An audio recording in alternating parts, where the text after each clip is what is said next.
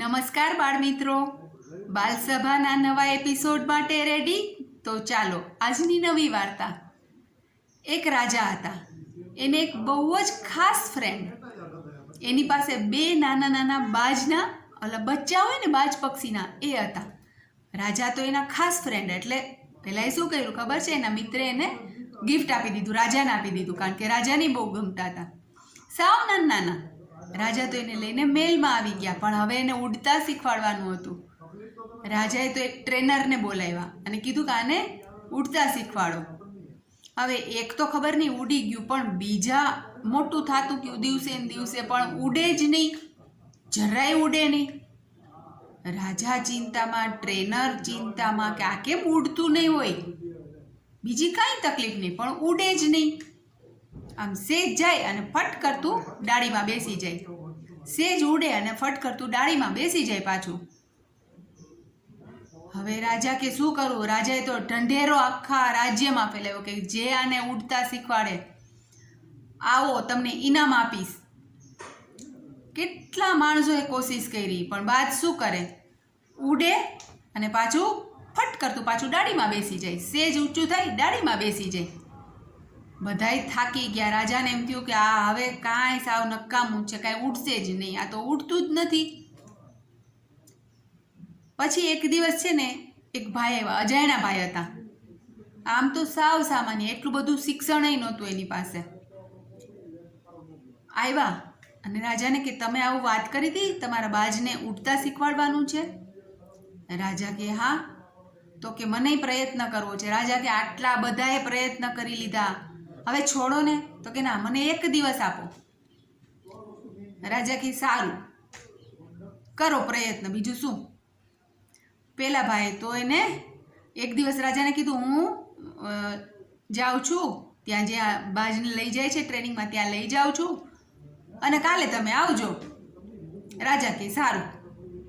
બીજા દિવસે તો રાજા એ જે ચોગાનમાં હતું, જ્યાં બાજને શીખવાડતા હતા, ત્યાં મેદાનમાં ગયા અને જોયું તો શું જોયું? બાજ તો એકદમ ઊંચે ઉડ્યું અને નીચે આવ્યું પાછું. રાજા કે આ કોઈ કંઈ કરી ન શક્યું, તમે એક દિવસ ચમત્કાર કરી નાખ્યો, શું કર્યું આવું? પેલા ભાઈ કે સાચું કહું તો કે હા. શું કરતું તું? બાજ પક્ષી શું કરતું તું? ઉડતું તું, ડાળી પર બેસી જતું હતું, કારણ કે એને ડાળીનો સપોર્ટ હતો. મેં શું કર્યું ખબર છે? જેવું બાજ પક્ષી ઉડ્યું, જે ડાળીનો સપોર્ટ લેતો હતો એ ડાળી જ કાપી નાખી. હવે એની પાસે સપોર્ટ ન રહ્યો, એણે કમ્પલસરી ઉડવું જ પડ્યું. ઉડતા તો આવડતું જ તું, પણ સપોર્ટ હતો એટલે એની કમ્ફર્ટ ઝોનની બહાર જ જતો નહોતો, આરામથી આવી જતો હતો. જોયું? એક હોશિયાર માણસની ચાલાકી જોઈ, એણે કેવું તરત જ પકડી લીધું કે શું તકલીફ છે. બાજ ઉડતા શીખી ગયો. રાજાએ ખુશ અને એણે આટલું બધું ઇનામ આપી અને એને જવા દીધો. શું શીખવાનું છે વાર્તામાંથી? શું શીખવાનું છે? આપણા જે પણ કમ્ફર્ટ ઝોન હોય ને, કમ્ફર્ટ ઝોન એટલે શું?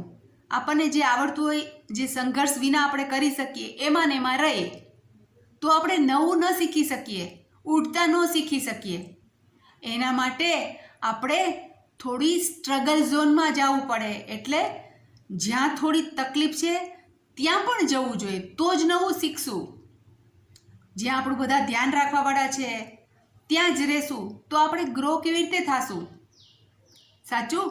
ભલે થોડી મુશ્કેલી વેઠવી પડે, પણ થોડું બહાર નીકળવાનું, થોડું એકલા કરવાની કોશિશ કરવાની, થોડા મુશ્કેલ કામ કરવાની કોશિશ કરવાની, તો બાજ પક્ષીની જેમ એકદમ ઉડશું. નહીં તો પછી નાનકડું ઉડીને પાછા ડાળી ઉપર આવી જશું ને આપણે બાજની જેમ ઉડવાનું છે. ડાળીમાં બેસીને ગ્રોથ ઓછો નથી કરવાનો. મજા આવી? મજા આવી તો શું કરશું? લાઈક કરશું, કોમેન્ટ કરશું અને ચેનલને સબસ્ક્રાઈબ કરશું. શેર કરવાનું પણ નહીં ભૂલીએ. બાજ જેવા બનશું, પણ મેઇન વાત નહીં ભૂલીએ, પપ્પા મમ્મીનું માનશું.